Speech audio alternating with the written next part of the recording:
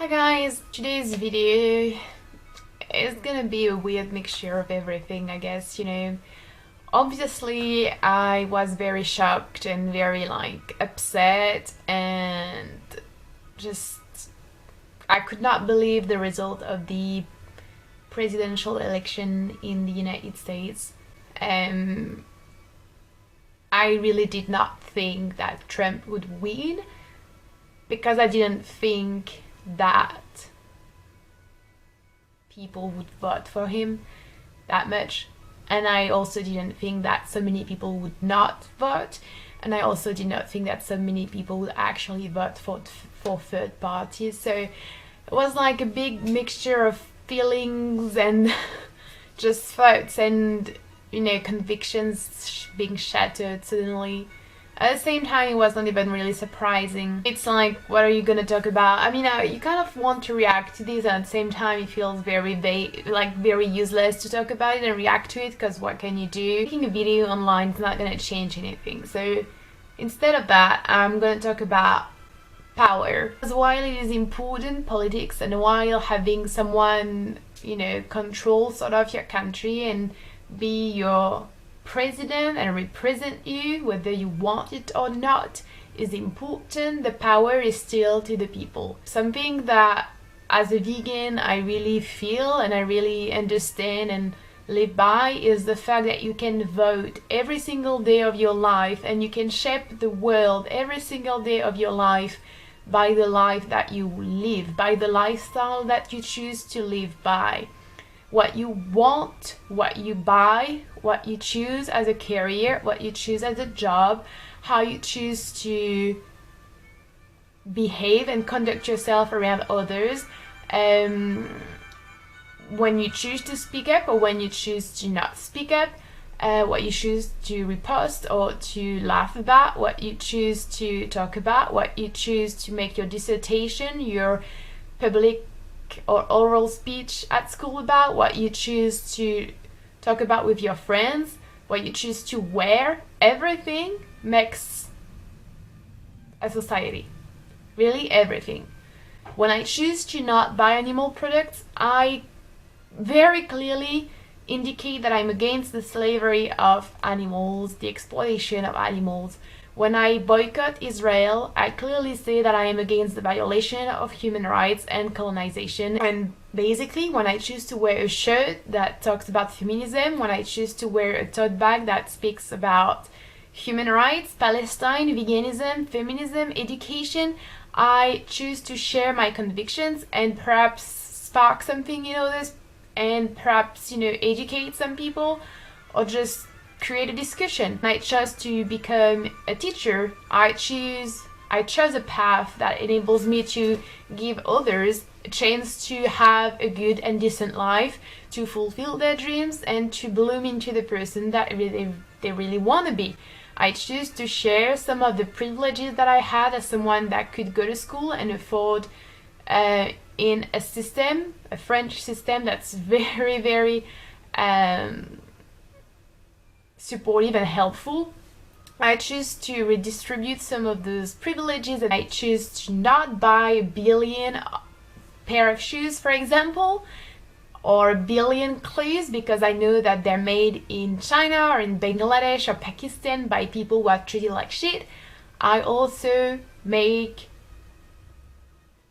a political act, a political statement. When I choose not to laugh at racist, sexist, homophobic jokes, when I choose to really pick up the words I want to use to talk about people, their behaviors, their sexual orientations, their class, that's also a political act. When I choose to volunteer with migrants, that's a political act.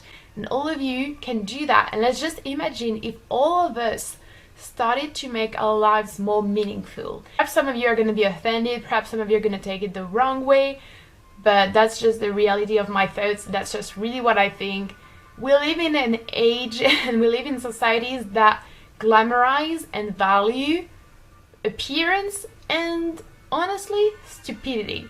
Being stupid and being ignorant and being just a bloody idiot now is not so frowned upon. It's not so much of a big deal, and it's not something we try to change. We don't, tend to really value people because they're smart, they're educated, they're innovative, they're clear thinkers, they're independent thinkers. No, the music that we have, the TV shows that we have, the movies that sell the most, the books that sell the most, all those items that make us think, that make us evolve, that make us question the world and become more critical thinkers, more responsible and active citizens? Not really. We're not glamorizing intellectual capacities, kindness, compassion, education. No, creativity, not even. We are just glamorizing being beautiful according to white standards, being sexually active, being rich, being skinny, being funny, not even in a smart way. And that's something we pay now. It's not something that's trivial, it's not something that's harmless by any means. It's just not about having a good time and a good laugh with your friends. Every day you make a choice. Every day people make the choice to educate themselves, to think about different topics, to reflect on what they do, what they don't do, what they buy, what they don't buy, what they support, what they don't support, to educate themselves on the situation of their country, but also other countries in the world, on human rights, on the environmental situation, on history, on philosophy, all those things that are not put into light, that are not funded enough, that are not valued enough and broadcasted enough. Those things are important. Those things make people vote for who they vote. Those things make people behave the way they behave. Really, education is key.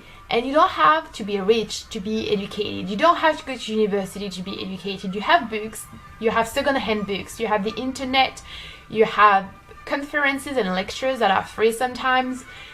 You can be educated. You can inform yourself if you want to, and you should want to. It's a duty. It's not only a right, it is also a duty. All the power is not into the hands of politicians. First and foremost, power is in our hands, our minds, our bank accounts. So we should all very wisely recognize that and act upon it.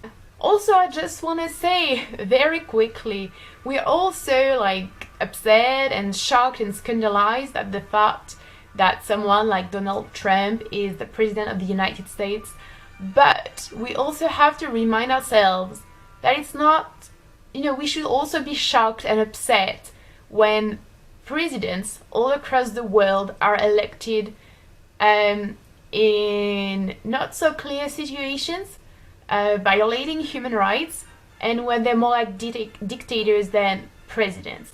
It's too easy to just be offended because it's the United States, because it's a country that's like ours. Many people have presidents that they don't want to have. Many people have presidents that don't fight for them, that don't protect them, that abuse them, treat them like shit. And we are not so upset about it. Why? Perhaps because they're not seen as a superior, white, occidental, first world country. And they're also, prime ministers and presidents who are shitty people and who do shitty things, and no one says anything about it, even though they are in countries that belong to the Western industrialized world, like Israel, who has absolutely shitty politics, and no one's upset about, the prime minister being such a dickhead. Just wanted to put it out there as well. So I hope this video was inspiring. Your life is a tool. Your life is a message. Make sure you realize your potential, your powerful potential, and use it. Have privileges if you're white, if you're cis, if you're wealthy, if you're educated. Use it even more. Be even more active, because some people can't be as active as you because they fear for their lives. So that's also something to take in consideration. I hope you enjoyed watching this video. If you have any words of encouragement that we could use in those very troubled times, please feel free to let them as comments below. I shall talk to you later, guys. Bye.